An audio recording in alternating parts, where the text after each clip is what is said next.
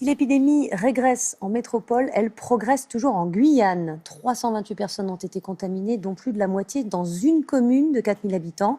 Il faut dire qu'elle se trouve à la frontière avec le Brésil, devenu l'épicentre de l'épidémie sur le continent.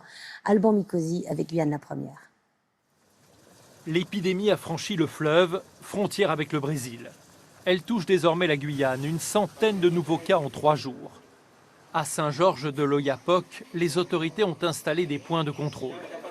Dans ce quartier, notamment de cabanes en bois, principalement peuplé de Brésiliens, la décision a été prise de faire le plus de tests possible.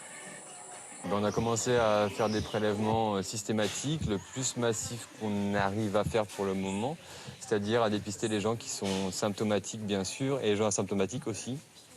À titre préventif, la circulation sur le fleuve a été limitée. Mais tout le département de Guyane inquiète et en premier lieu Cayenne. Des fêtes clandestines ont eu lieu dimanche soir, rassemblant plusieurs dizaines de personnes. La police a bien du mal à faire respecter le couvre-feu. Jusqu'alors presque épargnée, la Guyane pourrait se retrouver en première ligne. Et face au comportement à risque, les élus locaux se disent prêts à sévir. Beaucoup de gens n'ont pas compris que c'est du sérieux, c'est pas un jeu. Et s'il faut redurcir, on va redurcir.